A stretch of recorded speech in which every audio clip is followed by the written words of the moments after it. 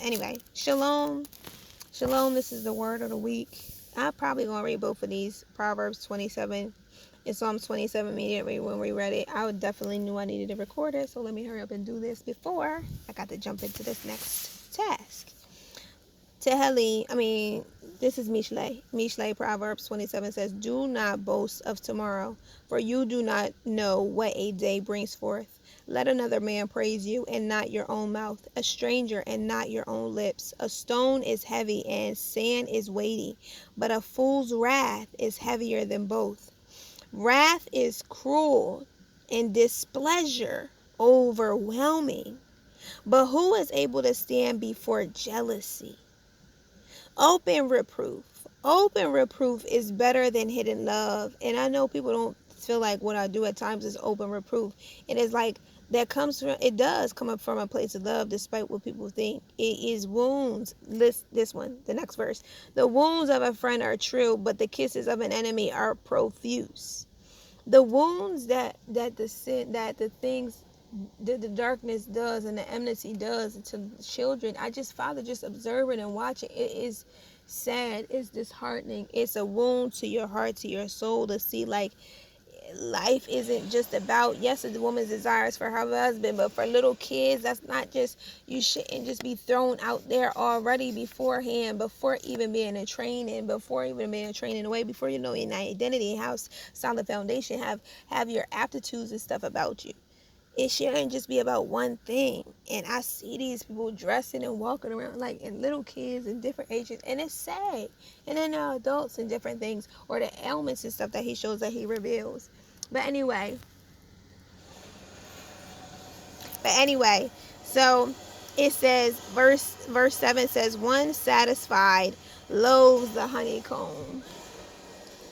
One satisfied loathes the honeycomb, but to a hungry one, any bitter is sweet. To a hungry one. Remember the encounter we had, the person, they were so thirsty. It was a spirit of insatiableness. It was like overcome. They were overtaken in an insatiable desire of hunger, of need, of gluttony. It was so unclean. And that's disheartening. Disheartening, because that's not what Elohim has ascribed for his people, for creation. Like a bird that wanders from its nest, so is a man who wanders from his place. And I know people have to say, well, you have to check yourself. Yes, I do. Yes, I do. Number 9, verse 9 says, "Ointment and perfume gladden the heart, so one's counsel is sweet to his friend. Do not forsake your own friend or your father's friend, and do not go into your brother's house in the day of your calamity. Better is a neighbor nearby than a brother far away. My son, be wise and glad in my heart, that I might have a word for him who reproaches me. A clever man foresees calamity, hides himself. The simple shall go on, they are punished. Take the garment of him who is grantor for a stranger, and for a strange woman pledge it. He who greets his friend loudly early in the morning shall have it reckoned to him as a curse. Drops that never cease on a very rainy day and a contentious woman are alike. Whoever represses her represses the wind. Whoever represses her represses the wind. And his right hand encounters oil. Iron is sharpened by iron. Iron is sharpened by iron. Iron is sharpened by iron. Iron is sharpened by iron. I'm strengthened by the Kodashim. I'm strengthened by the brethren. I'm strengthened by those who are like, I must train my children in a way. I must train my children in a way. I must be walking in a way like it is in my soul, it's in my being, it's in my Ruach, it's in my spirit. I must train my children in a way. We're not going in the world's way. Iron sharpens iron. Iron sharpens iron. And a man sharpens the face of his friend. He who tends the fig tree eats its fruit, and he who guards his master is esteemed. As in water, face is to face, so a man's heart to man, like the reflection of your face in water. So a man's heart to man. The grave and destruction are not satisfied. So the eyes of man are not satisfied. It is satisfying to be in a Kodesh place. It's satisfying to be in nature. It's satisfying. And I was speaking with the trees yesterday. Like, you never transgress your order. It's breeze, it's bright, it's sunny. And then that's why it's like when those, it's not to not pray for people, but when those heaviness of others is, and ones that you're not supposed to carry. Because Elohim doesn't give us more than we can bear, or more than we can shoulder. But it's like when they're not ours, when it's Elohim's, when it's our seed to sow the Elohim out. Look, this person is experiencing this insatiableness. This is not my spirit, not my heaviness to carry, not my yoke to carry. The weak strengthen the strong strengthen the weak. Snatch your friend out of hell. But at the same time, there's things that are Elohim's duty, Elohim's position, Elohim's power and authority. And I don't take his heavy. He takes off the heavy yoke and gives us an easy burden. So that's when I give that person, I release you into Elohim's hands. Because it's not supposed to me take on the insatiable, unclean spirit that's overtaking you. The Ruach to go into you and enter light and life into you. But not for me to take that spirit on. That spirit, it goes in, and Elohim destroys that spirit. Elohim comes in and overtakes. And he works through us. Anyway, a refining pot, but it's in a Kodesh place. Here in a Kodesh, the Sabbath. The Sabbath and the rest of Elohim, you've entered into the rest. You have the rest. So you know when something is not of him, comes against you, your Ruach senses it. No, we have peace. That other thing trying to come in is not of my Father. You can sit in a park, you can sit in a picnic. This is peace, this is shalom, this is Kodesh. The land is Kodesh. Everything all around me is in agreement. I'm in agreement with you, Father. And then when that other stuff comes in, like a flood, the Ruach lifts up that standard like, no. That is not ours to carry. Or at least that into Elohim. Because those spirits are not of us. That spirit is not of Elohim. Those things, those burdens, those unrighteous ways are not of the Father. And there's so much more that we can do. There's so much more that we can do to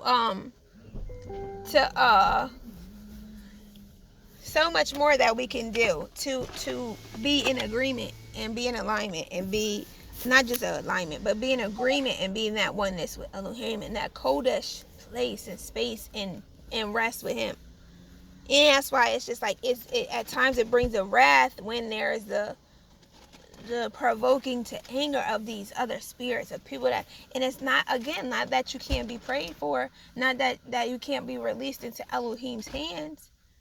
Well, when it's an ill intent of you trying to oppress somebody else or depress somebody else with that spirit.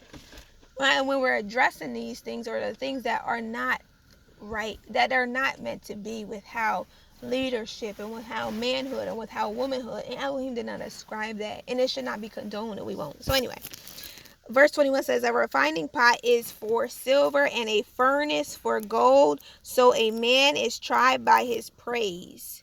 Even if you pound a fool in a mortar with a pestle along with crushed grain, his folly shall not leave him.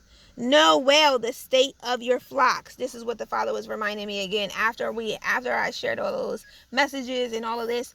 Yes, there's people in the flock that are going through these things. Yes, I've experienced this throughout my life. Yes, I've encountered it throughout my life. Yes, I've seen it all around the world. Know well the state of your flocks. It's not my flock. It's Elohim's flock.